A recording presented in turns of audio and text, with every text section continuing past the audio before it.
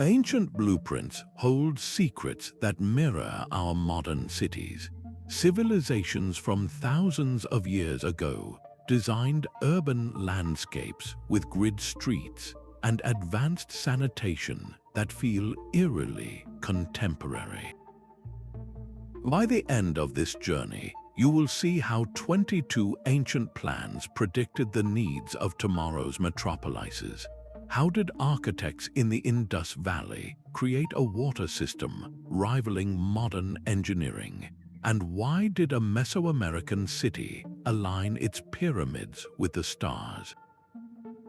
What does it say about us that our newest urban ideas are actually ancient discoveries? Streets laid out in a perfect grid, a network of covered drains running beneath them, and a fresh water supply flowing to every neighborhood. This was the reality for the people of Mohenjo-Daro over 4,000 years ago. While many ancient cities grew organically into tangled mazes, this Indus Valley metropolis was deliberately planned, a feat of civil engineering that would not be rivaled for millennia. At the heart of its design was a profound understanding of a simple truth, that a city's health depends on the flow of water. They built not one, but hundreds of public wells, ensuring clean water was always within reach. And the wastewater from homes and bathhouses did not simply spill into the streets. It was channeled into a sophisticated, brick-lined drainage system that ran the entire length of the city, hidden from view but fundamental to public order. Archaeologists like Jonathan Mark Kenroyer point to this as one of the planet's first known urban sanitation networks, but the foresight did not stop underground. The city itself was divided into zones, a raised citadel for civic and perhaps religious buildings, and a lower town for residence and commerce. This separation of functions is a cornerstone of modern urban planning. Even their construction methods were forward-thinking, using standardized kiln-fired bricks of uniform size, an early form of mass production that allowed for rapid, efficient building. How did they conceive of such a systematic city without any modern technology to guide them? The answer remains one of history's great puzzles. Mohenjo-Daro was a hydraulic metropolis, a blueprint proving that the foundation of any great city is not just its monuments, but the invisible systems that keep its people safe and healthy. This obsession with order, however, gives way to a city designed for an entirely different purpose, one that reached for the stars themselves. 1,000 miles and several centuries from Mohenjo-Daro, another city rose from the earth with an ambition that reached beyond it. You stand on the Avenue of the Dead, a vast causeway stretching toward two colossal pyramids. The air is still heavy with a sense of intention. The Pyramid of the Sun does not merely occupy space, it commands it, its bulk positioned so precisely that it captures the sun's full descent on the day it passes directly overhead. This was Teotihuacan, and its builders were not just constructing a city, they were building a model of the universe itself. Around 100 years before the Common Era, this metropolis was engineered as a terrestrial map of the cosmos. Its rigid geometric layout, with every major structure aligned to specific astronomical events, was a profound act of urban design. This was not merely for ceremony, it was a blueprint for creating a harmonious urban environment, one where the rhythms of the sky dictated the order of life on the ground. Archaeologist Saburo Sugiyama has dedicated his career to understanding this celestial choreography, revealing how the pyramids and platforms functioned as giant calendrical devices, tracking the cycles of the sun, the moon, and the planet Venus. This deep integration of astronomy and urban planning predates by centuries our modern drive for solar-oriented buildings, a key principle in today's sustainable architecture aimed at maximizing natural light and improving energy efficiency. But the vision was also profoundly human in its scale. Teotihuacan was a bustling metropolis, home to over 100,000 people at its peak. Its monumental public plazas and carefully arranged residential compounds reveal an advanced understanding of large-scale urban demographics and the human need for communal space. Was their ultimate goal to bring cosmic order down to Earth, to anchor their society to the perceived permanence of the heavens? This ancient city stands as a powerful model for aligning our human habitats with the fundamental rhythms of nature, a principle that is only now gaining serious traction in our contemporary designs for sustainable living. From a city built to mirror the cosmos, we now turn to one designed to embody a radical new idea, the power of its own people. The ruins of Miletus presented a blank slate for a radical idea. After the city was destroyed in the year 494 before the Common Era, its rebirth was orchestrated around a revolutionary principle that a city's very design could shape a more equitable society. The man credited with this vision was the architect Hippodamian, and his plan was a stark departure from the tangled, organically grown cities of the past.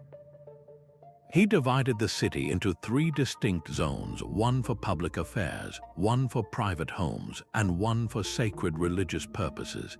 These zones were stitched together by a perfectly logical grid of straight streets meeting at crisp right angles.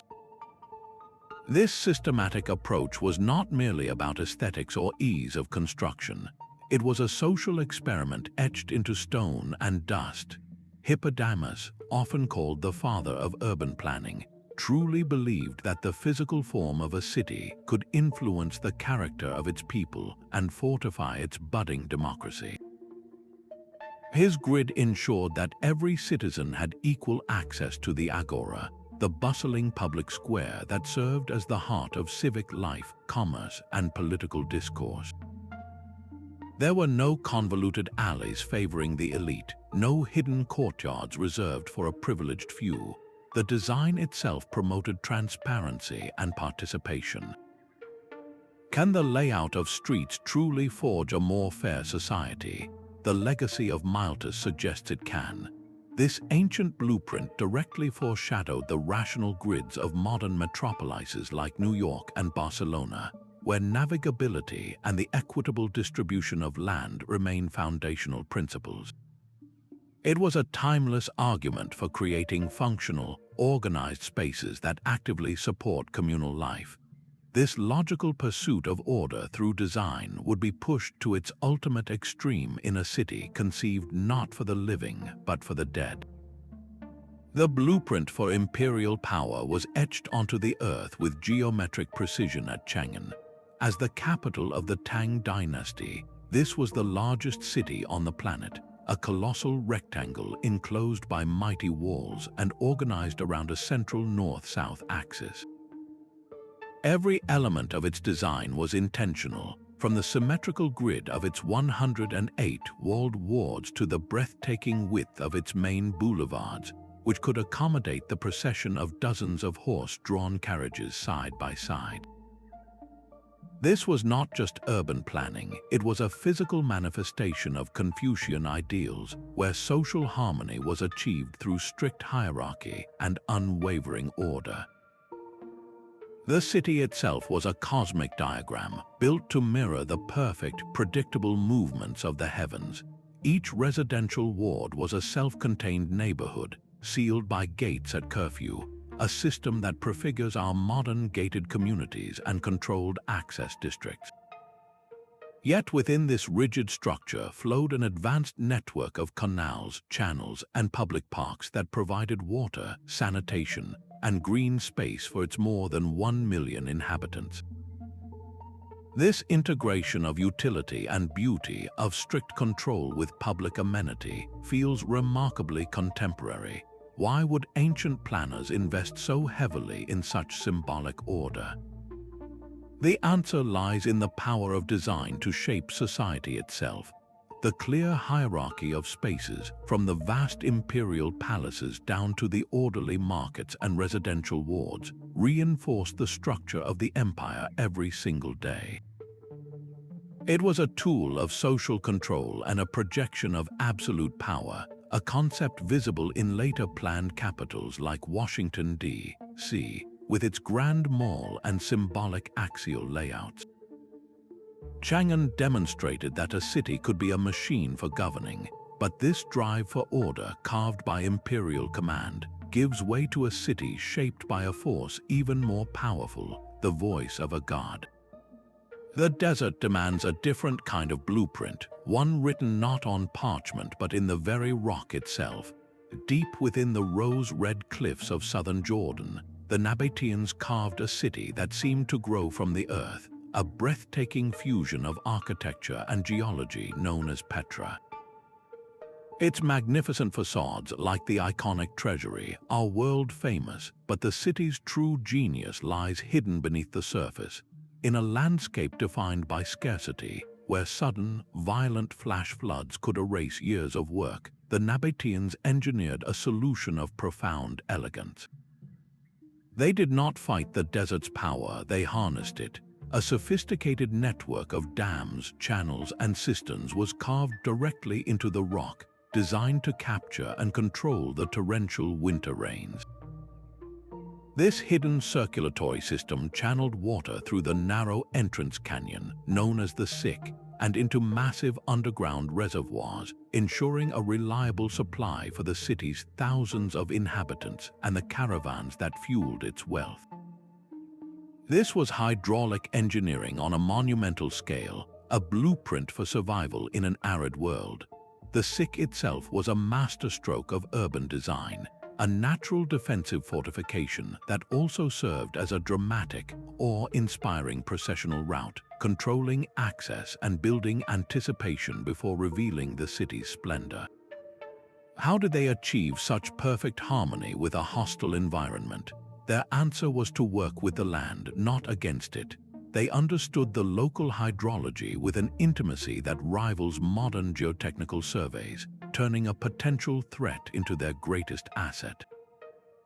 This seamless blending of the built and natural environments makes Petra a direct precursor to today's sustainable architecture, which seeks to minimize its footprint and integrate with local ecosystems. The city stands as a timeless lesson in resilient design, proving that the most advanced urban planning is often the one that listens most closely to the earth. This profound connection to sacred geometry would find its ultimate expression not in a city of rock, but in one of pure, celestial mathematics. Jaipur rose from the arid plains as a city built from a sacred diagram. When Maharaja Sawai Jai Singh II founded it in 1727, he did not merely lay out streets, he enacted a cosmic principle. The city was planned as a vast mandala, a perfect 9-square grid known as the Pithapada, with his royal palace and observatory positioned at the very heart of this geometric universe. This was Vastu Shastra made manifest, an ancient architectural science that sought to align human dwellings with the forces of nature and the cosmos. Every intersection, every gate, and every public square was placed with intention, designed to channel positive energy and promote the prosperity and well-being of every resident. The wide, straight boulevards were revolutionary for their time, facilitating not just military parades and trade caravans, but also allowing air and light to flow freely, a practical response to the climate that doubled as a spiritual necessity. Can the shape of a city truly influence the fortune of its people? The planners of Jaipur believed so, and its enduring vitality seems to affirm their vision. Even the commercial heart of the city, the central bazaar, was subject to this holistic order. Shop fronts were designed with uniform, arched facades, creating a rhythm of red and pink sandstone that was both visually stunning and functionally coherent, an early and powerful example of municipal design codes enforcing civic beauty. Jaipur stands as a masterful fusion of spiritual belief and pragmatic urbanism, a reminder that the most successful cities often serve the human spirit as much as they serve the human body.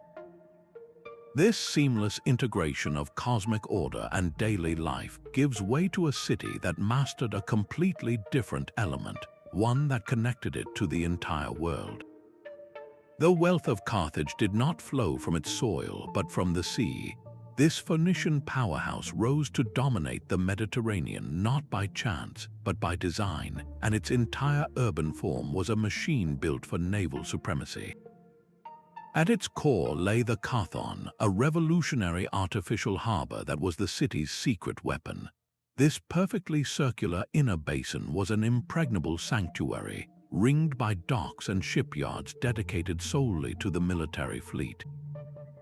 Here, up to 220 war galleys could be sheltered, repaired, and readied for battle, safe from storms and prying eyes.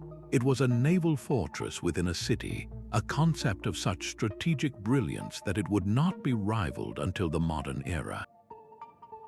Adjacent to this military heart lay the sprawling commercial port, a bustling hub where goods from across the known world were loaded and unloaded. This deliberate separation of naval and merchant traffic created an urban ecosystem of unparalleled efficiency. How does a city's economic engine shape its physical form? Carthage provides the ultimate answer, a blueprint where every wall and warehouse served the singular goal of maritime control. Its legendary triple walls, stretching over 20 miles and housing stables for thousands of war elephants and soldiers, were not just defenses, they were the armored shell protecting this intricate economic engine. The entire city functioned as a single, integrated system for trade and warfare, a prototype for today's massive port complexes where naval bases and global shipping terminals operate as distinct yet interconnected entities. Carthage proves that the most powerful urban designs are those that fully embody the source of a civilization's strength. From this city built to command the waves, we journey to one that was swallowed by them. The jungle itself became an urban blueprint at Angkor. Beneath the sprawling stone temples and hidden by dense vegetation lay the heart of a metropolis, a city engineered not just for its people but for the gods. Angkor Wat and the walled city of Angkor Thom were the spiritual and administrative centers of a vast, low-density urban network that supported nearly 1 million inhabitants at its peak. This achievement was made possible by a water management system of staggering sophistication, a network of reservoirs known as barrays, along with canals and intricate moats that transformed the destructive power of the monsoon into a life-giving resource. These massive structures captured seasonal rains, stored them for the dry months, and distributed water across the landscape for intensive rice cultivation, creating an agricultural surplus that fueled an empire.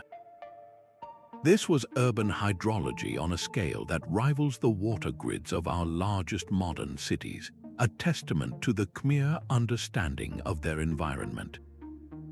But the city's design was also a map of the cosmos.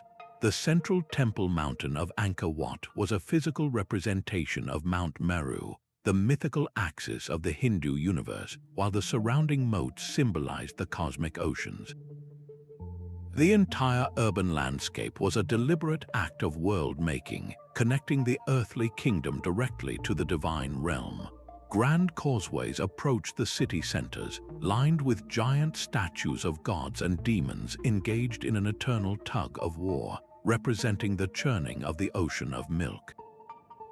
These monumental avenues were not merely functional, they were processional routes designed to inspire awe and reinforce the sacred order of the world, a concept that echoes in the grand ceremonial boulevards of capitals from Washington to New Delhi. What can we learn from a city that so perfectly intertwined water management with spiritual meaning? Angkor's legacy is a masterclass in large-scale environmental engineering, proving that a city's most vital infrastructure can also be its most profound symbolic expression. They built a civilization by mastering the flow of water and belief simultaneously, a holistic vision of urban life that challenges our own segmented approaches to city planning. From this cosmological capital rooted in the earth, we move to a city conceived not in stone but in the realm of pure thought. Alexandria was a blueprint for the mind. When Alexander the Great chose its location, he envisioned more than a strategic port. He imagined a universal capital of knowledge.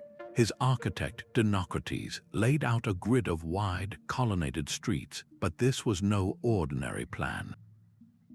The city was zoned into distinct districts for Egyptians, Greeks, Jews, and other communities, a deliberate social design that fostered an unprecedented exchange of ideas, philosophies, and technologies. At its intellectual heart stood two legendary institutions, the Great Library and the towering Lighthouse of Pharaohs. One guided ships across the treacherous sea, the other guided humanity through the darkness of ignorance. The library was not merely a repository of scrolls. It was the ancient world's most ambitious research center, a place where the greatest thinkers were paid to do nothing but think, to debate, and to discover. Its mission was to collect every known book, a vision that prefigures our own digital age of universal information access.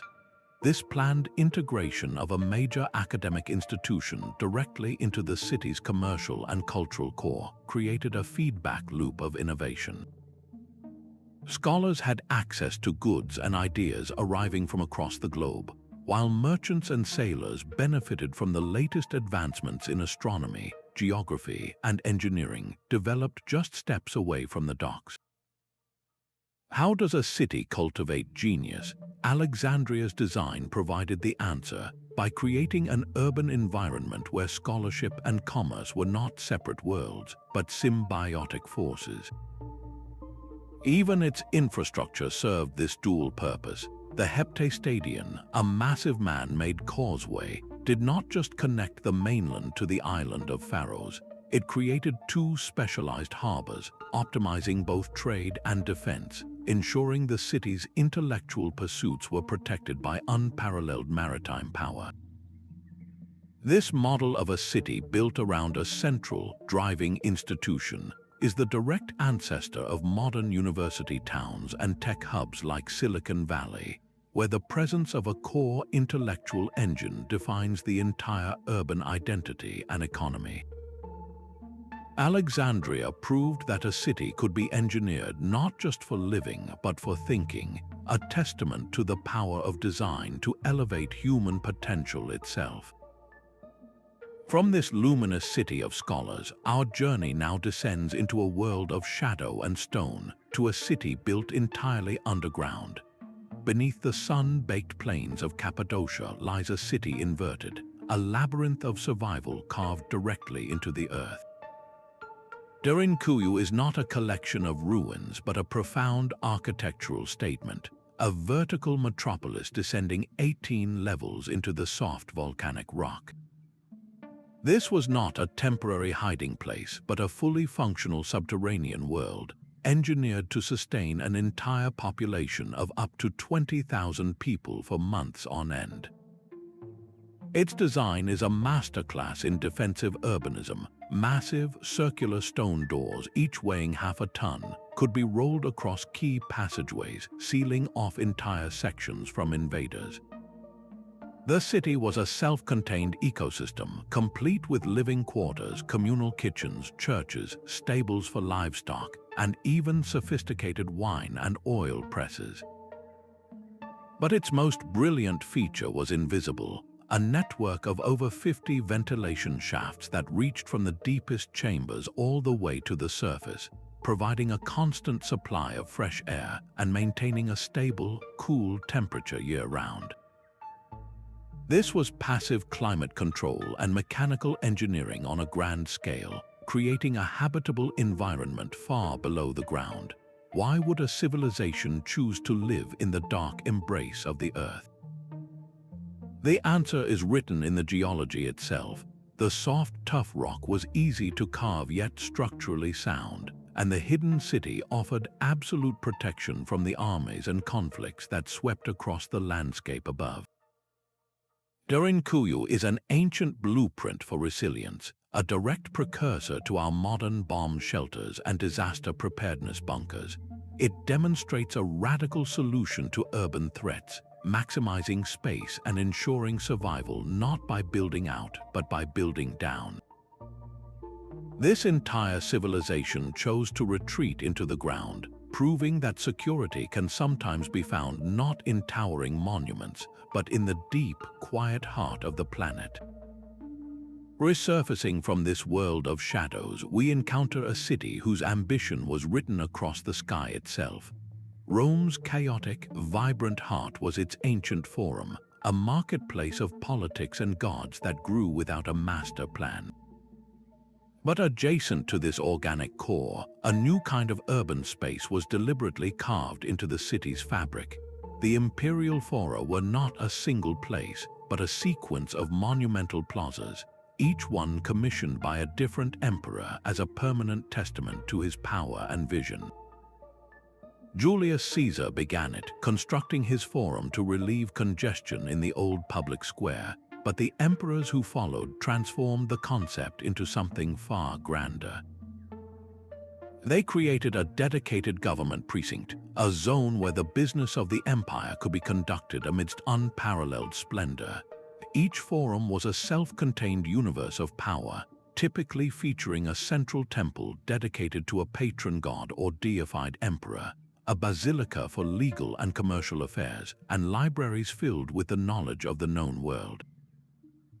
This was urban planning as high-stakes propaganda, a physical narrative written in marble and travertine, designed to overshadow the cramped and venerable republican spaces nearby.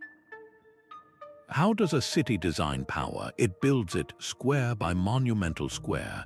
The architectural language was one of overwhelming coherence, strict axial symmetry, soaring colonnades, and a unified decorative style in each forum created an environment of perfect, intimidating order. A citizen walking from the Forum of Augustus with its temple to Mars the Avenger to the Forum of Trajan with its immense columns celebrating military conquest was on a carefully choreographed journey through the story of the empire itself. This ancient blueprint for a centralized administrative and ceremonial district finds its direct descendant in the National Mall in Washington, D.C., where the Lincoln Memorial, the Capitol Building, and the Washington Monument create a similar narrative of national identity and democratic ideals through deliberate spatial arrangement. The Imperial Fora demonstrated that the most effective urban designs are those that seamlessly merge practical governance with symbolic force, consolidating political authority by making it visible, tangible, and awe-inspiring. This imperial pursuit of order through monumental space gives way to a city that sought a very different kind of perfection, one of mathematical and social harmony. High in the Andes, stone terraces step down the mountainside like the ribs of the earth itself. Machu Picchu is more than a citadel. It is a conversation between human ingenuity and the raw power of the mountain. The Incas did not level the peak to build their city. They allowed the granite outcrops and natural contours to dictate the very shape of their architecture. Buildings curve to follow the rock, and windows are perfectly positioned to frame the sacred peaks or pews that watch over the valley. This was a sacred geography made real, a blueprint where the spiritual and the practical were one and the same. The stonework itself is a marvel of seismic foresight. Each wall was built with a slight inward incline, and the stones were cut with such precision that they locked together without any mortar. When the earth shakes, the entire structure dances as a single, flexible unit before settling back into place, a defense mechanism that has preserved the city for over 500 years.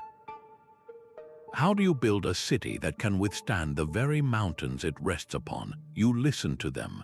The answer flows through the heart of the city in the form of an intricate network of water channels. 16 fountains, fed by a natural spring on the mountainside, were connected by a stone canal system that still functions perfectly today, providing a continuous, gravity-fed supply of fresh water to each residential sector. This was sustainable engineering in its purest form, a design that worked in perfect sync with the environment, not against it. Machu Picchu stands as a timeless lesson in resilience, proving that the most enduring urban designs are those that honor the land they occupy. This profound harmony with nature, carved into a mountain peak, finds its mirror image in a city that embraced the water that surrounded it. A metropolis of islands and canals rose from the center of a vast lake. Tenochtitlan was not built on solid ground, but on the water itself, an Aztec capital so audacious it seemed to defy the very logic of nature. Its watery streets were not obstacles, but the lifeblood of the city, navigated by thousands of canoes that connected a bustling market and towering temples. This was a Venice of the New World, conceived centuries before its European counterpart, and its blueprint was a masterclass in thriving within a challenging environment. The city's foundation was the Chang'an, a floating garden of incredible ingenuity. Farmers wove giant reed mats, layered them with mud and decaying vegetation from the lake bottom, and anchored them with willow trees. These artificial islands became perpetually fertile plots, producing multiple harvests each year to feed a dense urban population that may have numbered over 200,000. This self-renewing agricultural system is a direct precursor to our modern concepts of urban farming and hydroponics, turning the city's aquatic setting into its greatest asset. But the Aztec engineers did more than just farm the water, they mastered its flow. A complex network of dikes, built from wooden stakes and woven reeds, held back brackish water and controlled flooding, while aqueducts channeled fresh spring water from the mainland into the city's very heart. How do you build a metropolis on a lake? You listen to its rhythms and build with them. The city's layout reflected this profound order. At its physical and symbolic center stood the Templo Mayor, a massive twin pyramid that served as the axis mundi, the point where the earthly and divine worlds met. This sacred precinct functioned much like a modern central business district, the undeniable core around which all civic and religious life revolved. Causeways stretched from this center to the mainland, not as simple bridges, but as fortified arteries with removable sections, controlling access and trade. Tenochtitlan stands as an ancient blueprint for resilient, sustainable urbanism, proving that a city's limitations can be the very source of its greatest innovations. From this aquatic capital built on practical necessity, we journey to a city conceived from pure philosophical ideals.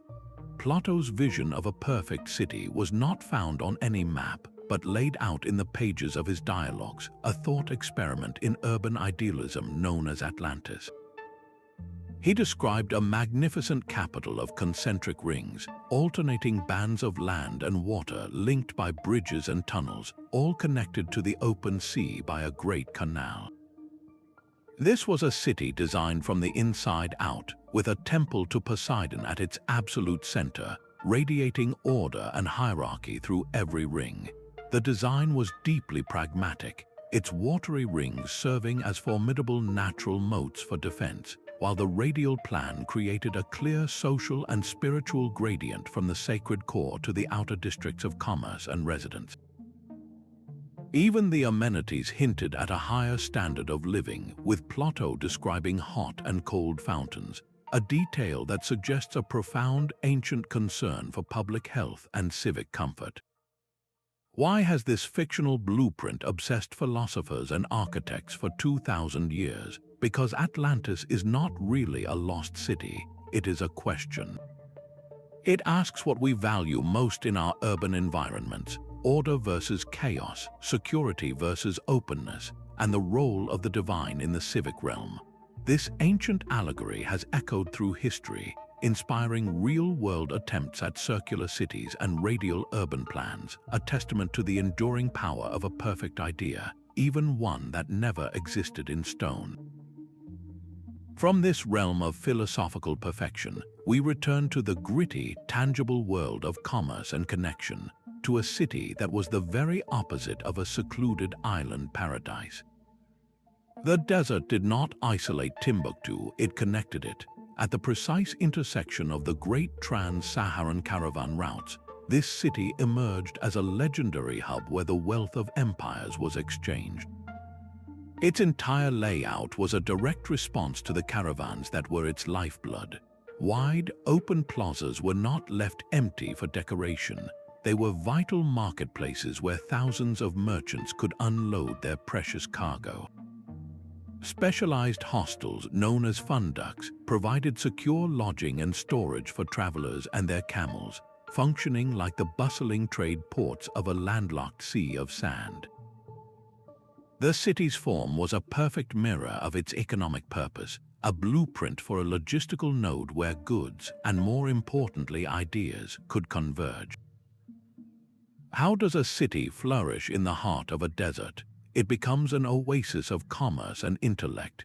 The most profound evidence of this was Angkor University, an institution so renowned it transformed the city into a medieval college town. Its mosque and surrounding madrasas were not sequestered in an academic quarter. They were woven directly into the urban fabric. Scholars lived alongside traders, and the quest for knowledge was as central to daily life as the trade in salt and gold.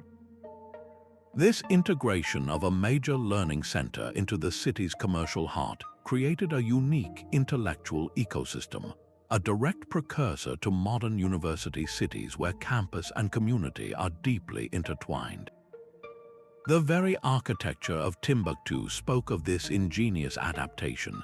The distinct mud brick buildings with their protruding wooden support beams were far more than an aesthetic choice. These beams, known as toron, provided essential structural reinforcement for the fragile earth, and also served as permanent scaffolding for the constant repairs required by the harsh desert climate. The thick walls provided natural insulation against the searing heat, a passive cooling system perfected over generations. This was sustainable architecture born of necessity, a blueprint for building in harmony with an extreme environment.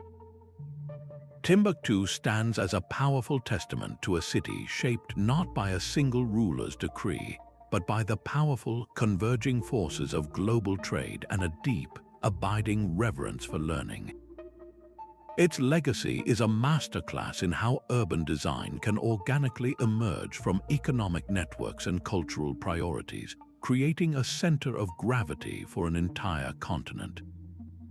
From this desert crossroads built on the flow of caravans, we set sail for a city built on the power of the sea itself. Rhodes turned its entire island into a fortress. This maritime republic understood that its survival depended on its ability to repel invaders from the sea, and its urban design was a direct expression of that martial reality. Enormous walls studded with towering bastions and fronted by a deep, protective moat encircled the city in a stone embrace considered the most advanced defensive system of its age. These were not simple barriers, they were a complex, layered instrument of war designed to absorb and redirect the force of any siege. Movement within the city was a study in strategic logic. While the streets did not follow the strict right angles of a Hippodamian grid, they were carefully arranged to create efficient routes from the bustling commercial harbors up to the fortified Acropolis, allowing for the rapid deployment of troops and supplies to the highest point of defense. But the city's most famous feature was also its ultimate statement of confidence. The Colossus of Rhodes was not merely a statue, it was a monumental piece of urban branding. This giant bronze figure of the sun god Helios was engineered to straddle the harbor entrance, a breathtaking declaration of the city's prosperity and naval dominance to every ship that sailed beneath its legs. How do you design a city to withstand a siege? You build every street and wall as part of a single, integrated defensive machine. This ancient fusion of colossal art with critical infrastructure finds its echo in modern landmarks like the Sydney Opera House or the Golden Gate Bridge, structures that are both functional and powerful symbols of their city's identity. Rhodes proves that a city shaped by military necessity can become an icon of resilience, its form forged in the fires of perpetual readiness.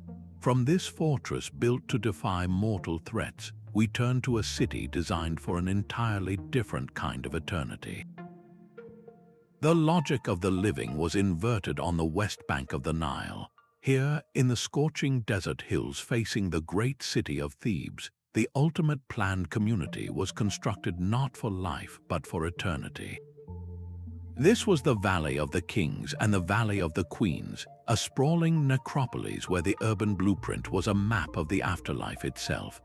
Each royal tomb was a sacred text carved directly into the rock, its corridors and chambers laid out to mirror the perilous 12-hour journey of the sun god Ra through the underworld.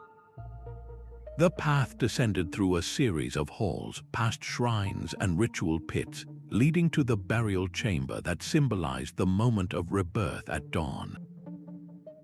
This was not haphazard excavation. It was architecture dictated by divine cosmology, a city for the dead designed with a precision that rivaled any metropolis for the living. The separation was absolute and deliberate. The bustling city of the living thrived on the east bank, while this silent city of the dead was quarantined across the river, a zoning decision that reinforced the sanctity of the rituals and provided a natural barrier against the ever-present threat of tomb robbers. Even the workforce responsible for this eternal construction lived in a planned community. Deir el-Medina was a village of skilled artisans, its uniform, standardized houses laid out along a straight street, a purpose-built settlement that echoes the company towns and specialized residential districts of our own era. What does a city for the dead reveal about the people who built it? It shows that urban planning can be an act of profound faith, a physical manifestation of a culture's deepest beliefs about the cosmos and the soul's journey. The Theban necropolis is an ancient blueprint for dedicating vast tracts of land to a single, monumental purpose, creating a specialized urban space that served not commerce or housing, but the eternal needs of the spirit. This monumental focus on the afterlife now gives way to a city driven by the relentless energy of the present, a place where the world's goods and currencies found a common home.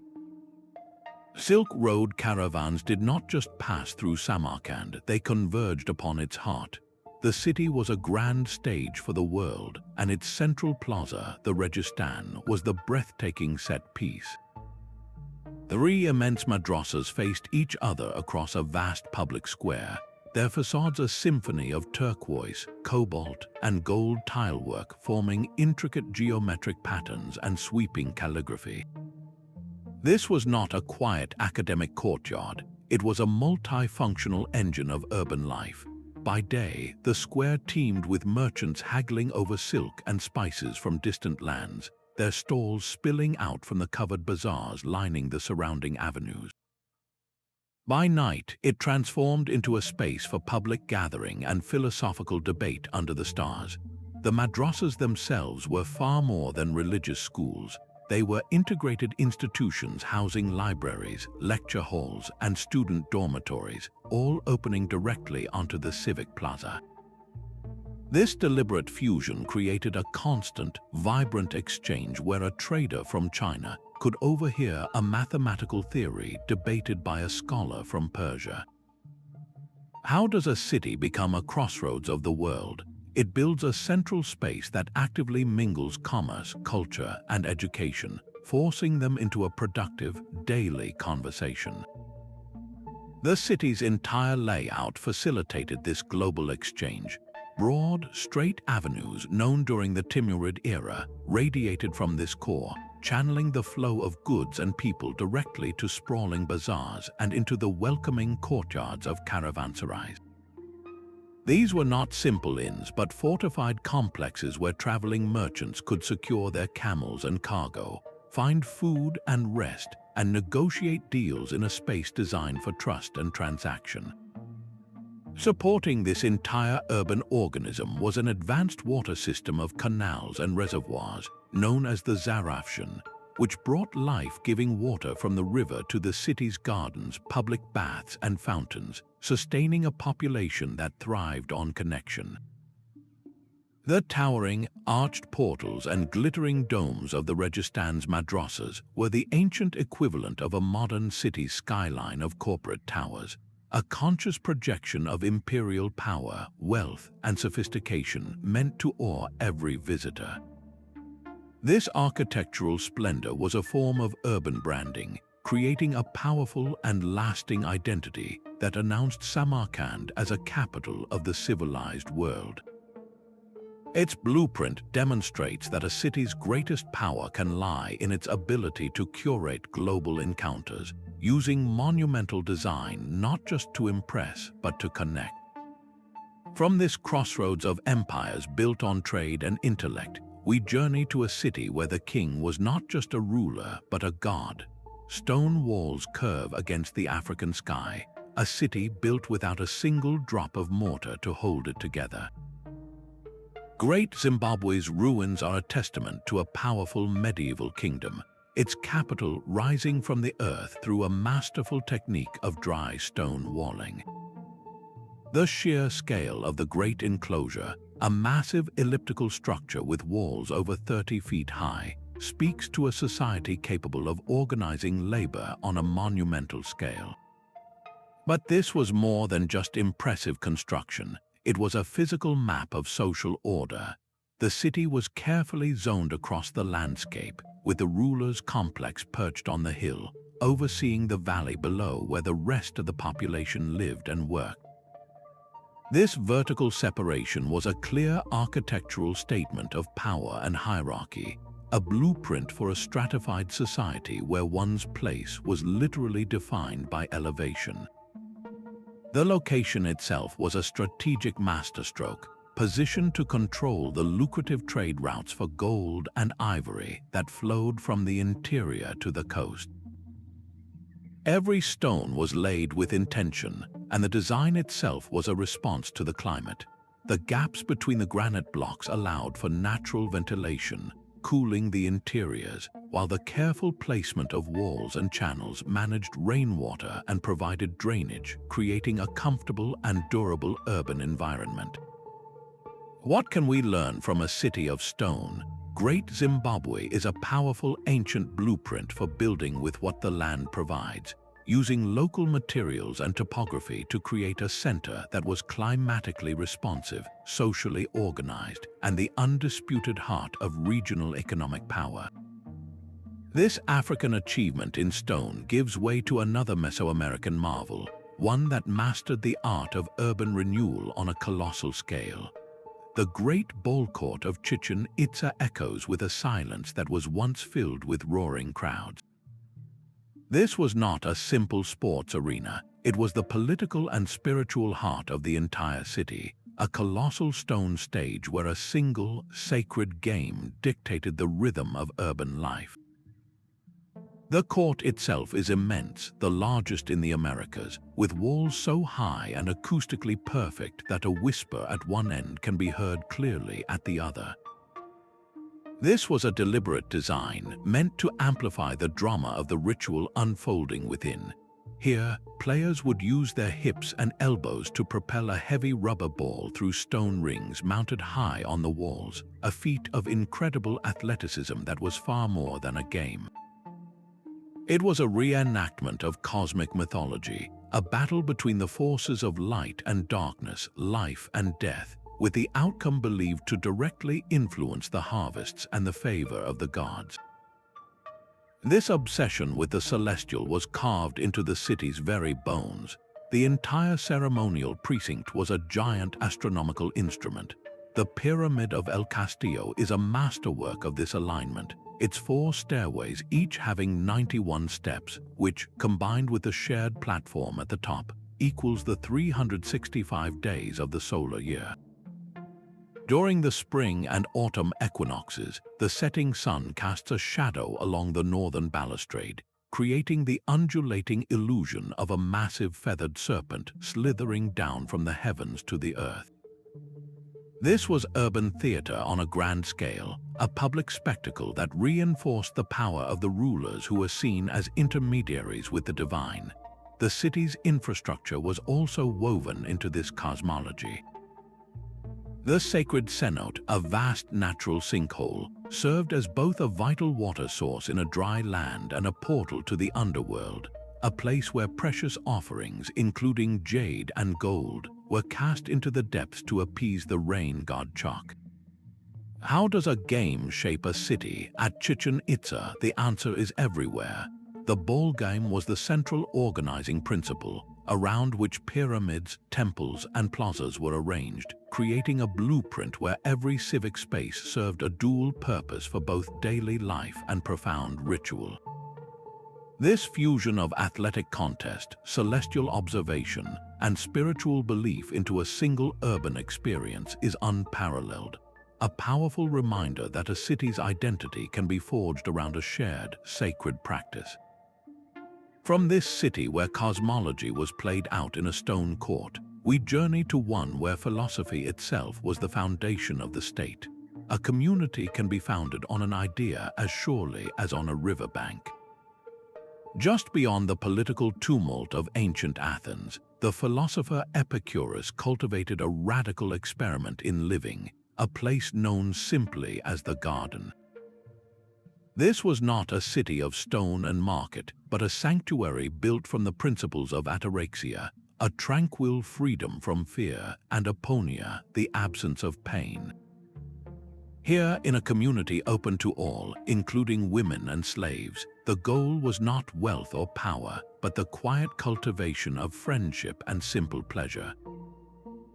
The Garden's blueprint was its philosophy, a constitution for the soul that dictated a life withdrawn from the chaotic political sphere, centered instead on a shared pursuit of happiness through knowledge and mutual support. This ancient model of an intentional community, organized around a core ideology and physically separated from the mainstream, is a direct ancestor of our modern utopian experiments, from the co-housing movements of today to the self-contained, value-driven campuses of major tech corporations. The very name, the Garden, reveals a profound insight. Epicurus understood that tranquil, green surroundings were not a luxury, but a necessity for contemplation and mental well-being, a principle that has become a cornerstone of contemporary urban planning, where access to parks and public green space is now seen as essential for a city's health. Can a city be built on an idea? The Garden of Epicurus answers with a quiet yes, offering an ancient blueprint for a small-scale, purpose-built community that prioritizes human connection and quality of life over grand monuments and relentless commerce. It stands as a timeless model for creating spaces that nurture the mind and spirit, a vision that continues to challenge our assumptions about what a city should be. This philosophical retreat, however, gives way to a city conceived on an entirely different scale, one built not for quiet contemplation, but for the absolute expression of a single conqueror's will. Pella's wide streets were built for more than just chariots. They were the arteries of an emerging empire, a capital city deliberately engineered from the ground up to manage the business of world conquest.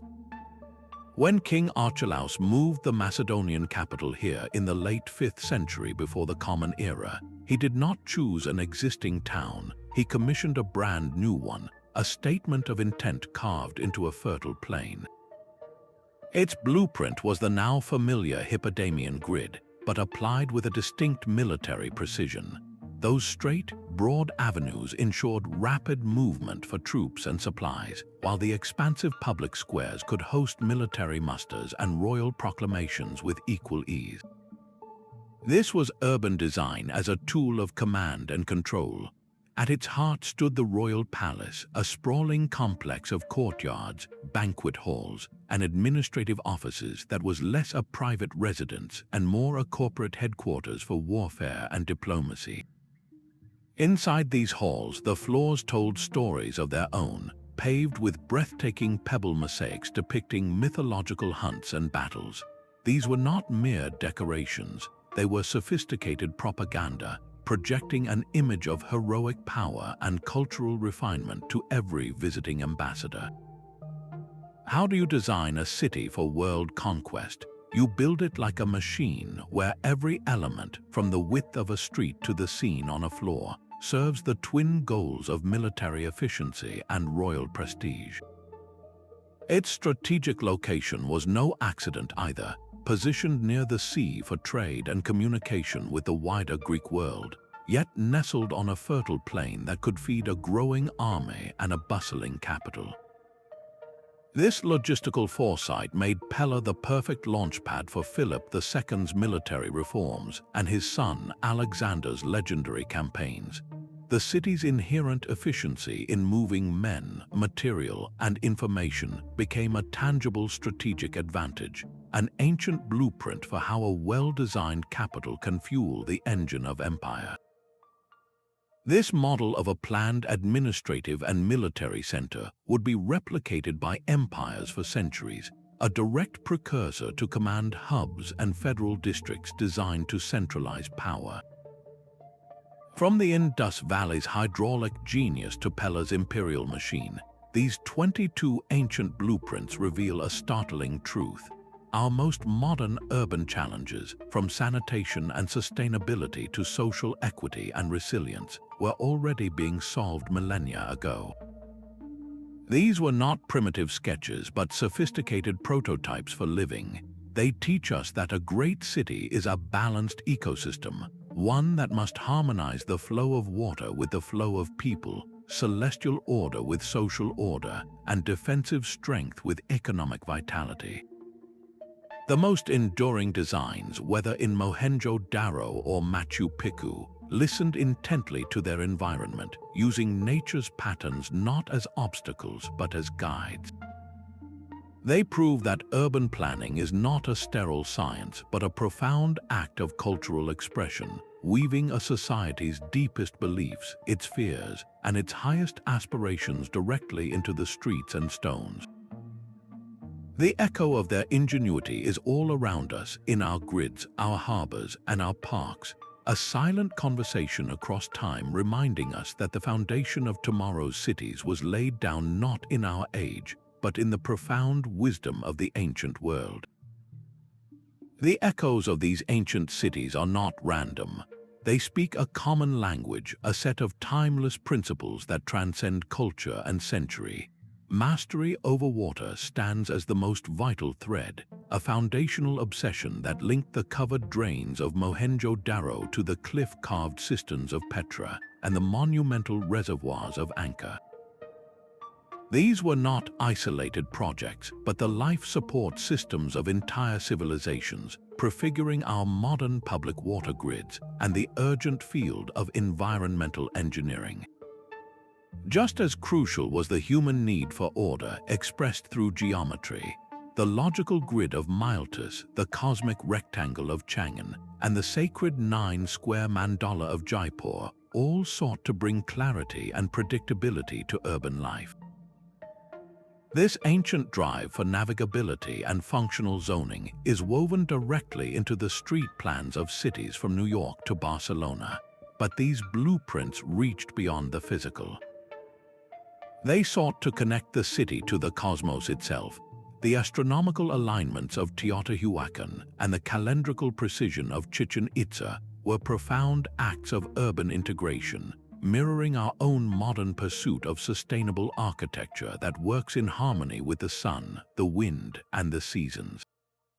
And in the specialized districts of Rome's Imperial Fora and the separate naval and commercial harbors of Carthage, we see the clear ancestor of our own functional zoning, where distinct areas are dedicated to government, commerce, and industry for maximum efficiency. What these diverse civilizations understood, from the Indus Valley to the Aegean coast, was that a city's form is its answer to a set of eternal human questions. How do we provide the basic necessities of life, like clean water? How do we ensure safety and security in a dangerous world? How do we move people and goods effectively? And perhaps most importantly, how do we create a place that offers not just shelter but meaning? Their visionary work proves that the core challenges of urban life are timeless, and the most enduring solutions often feel less like inventions and more like rediscoveries. The journey through these 22 ancient cities reveals a profound truth, that the architects of the past were not just building for their own moment, but were intuitively laying the groundwork for urban futures they could never have seen. Their insights into sanitation and water management, into social organization and defensive strategy, were not primitive guesses but sophisticated solutions that feel centuries ahead of their time. The grid streets of Miletus, the hidden hydraulics of Petra, the celestial choreography of Teotihuacan, these are far more than historical curiosities. They are a powerful testament to a universal human ingenuity, a deep-seated drive to create order, meaning, and beauty in our shared habitats.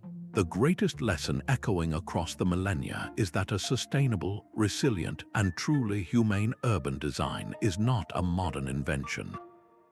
It is very often a rediscovery of a wisdom that was already etched into stone, water, and earth long ago.